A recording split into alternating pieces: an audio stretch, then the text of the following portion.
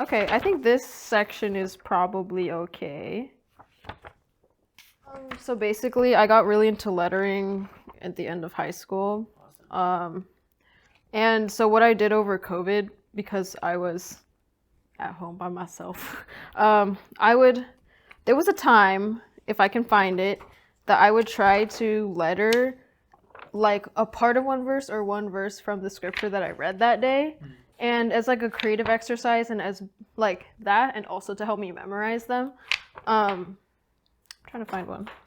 So I would do several iterations of the same thing in different compositions because I was trying to try to make myself be more creative in that way.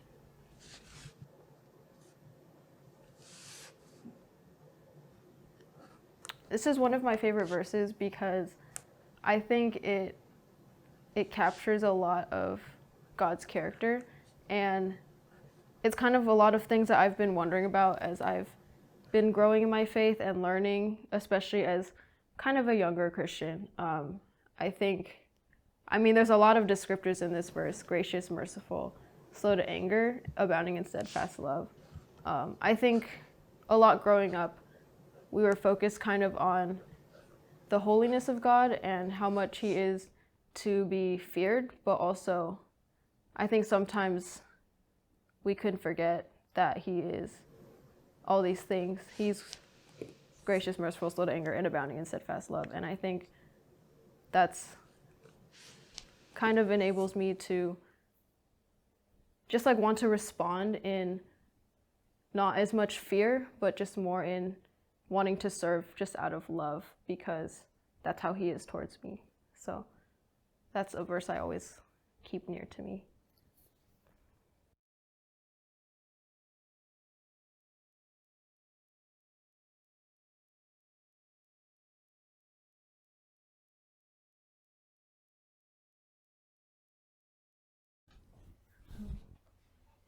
Is it going? Mm-hmm. Oh, okay. Hi, I'm Maddie. I'm a college student at ASU studying graphic design. Is that good?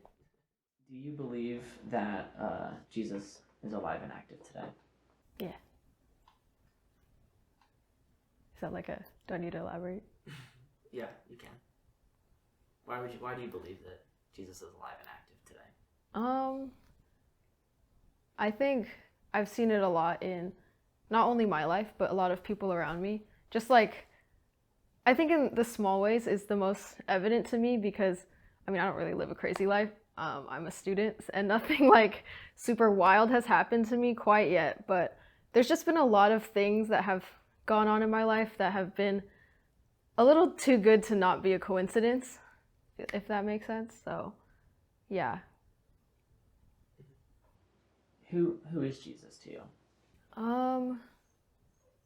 That's a really big question. I think, firstly, Lord and Savior, that's kind of a given. But I think personally, lately, it's been kind of challenger to me, challenging me to go outside my comfort zone, challenging me to try new things, to reach out to new people, do things like an interview like this, just kind of I see him bringing in new things in my life that I'm don't want to do, but yeah, so I think that's who he is to me right now. How do you feel that your faith plays a role in the design work that you do? Design, God is still the world's designer, so I think in that way it's kind of interesting because God's the creator and then we're also creating content, so that's the connection I see there. But also graphic design is, a lot of people perceive graphic design as art, but it's actually it's a little bit different. I don't want to say art isn't functional, but graphic design is designed to make the people who interact with it, their life easier. And I think there's a lot of opportunity to actually be a blessing to people through design, even if it's not work for ministry specifically. I had a job this past summer that actually was marketing, but for a company that in a nutshell, one of their main missions is to reduce the amount of casualties in war zones.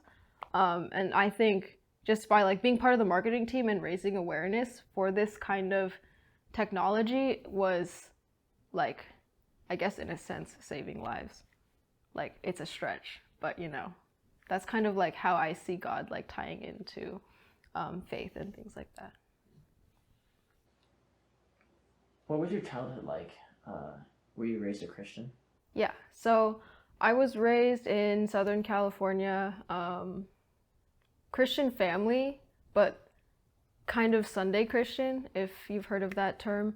It's kind of like you go to church on Sunday, but then at home it's kind of like questionably reflected in the house. Like we would pray sometimes before meals, but then there would be like a lot of arguing. Like as a kid, I wasn't sure like what my parents believed, so I wasn't really sure what I should believe. So like I would go to Sunday school and I'd be like, oh yeah, like this is cool. And then I go home and be like, oh, question mark kind of thing. So that's kind of like my childhood. But then I actually decided for myself that I wanted to follow Jesus around 10 actually. So pretty young. So first it was fear, because I was like, oh shoot, like I don't want to go to hell. I think that's initially like the reason I was like, okay, like I want to follow Jesus. And then after I made that decision, like following the fear, I think I started to try to learn more. And then as I kept reading and learning and talking to or listening to Sunday school teachers and things like that, I began to kind of see where the grace came in. And then that's when it became really beautiful to me. So like as a child, I grew up like still pretty isolated in my faith, but like trying to like push through on my own, which kind of was like had its own challenges. Like as a kid, I like never wanted to get married. So like I mentioned earlier, like there was a lot of fighting and stuff in the house. So I grew up confused because I was like, okay, so like why y'all still married if you are fighting like this? And so like this was like low-key can't remember when it started and when it definitely improved once we all moved out. So that might have been it. Something that I learned, like a big learning thing for me, was like how marriage is actually a picture of Christ in the church. And I think that was it kind of like even through my parents' broken marriage, I still learned like the relationship of God and his church. And like that's what made me be able to kind of like see my parents like where they're coming from and stuff like that. So like I guess like it kind of redeemed my view of them by like seeing that relationship, if that makes sense. Yeah, it does. What is your explanation of the good news of Jesus? Like firstly, like we believe fundamentally that God made the earth like in 7 days, and he made the creation and he said it was good. He made Adam and then he made Eve. You know, that's, I feel like, mostly commonly known.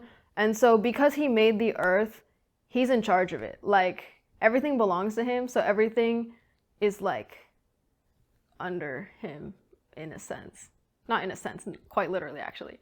And then the first fall happened when Adam and Eve ate the fruit, and so that's when God was like, okay, like this isn't right.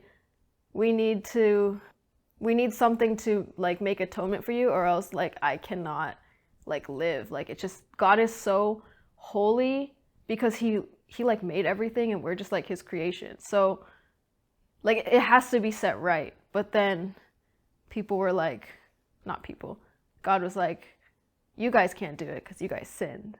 And sin just makes everything that was good that he made just like, it like throws it all off. So then he sent Jesus, and he lived a perfect life that we couldn't. So that means no sin and no, like he was perfect. So like literally perfect, even in thought and action. And so because he was perfect, he was able to be the sacrificial lamb for us. And so that means like he died, but not only did he die, I think something a lot of like when a lot of times we miss that when he died, he was separated from God. And like when you're separated from God, like that's what we should have had.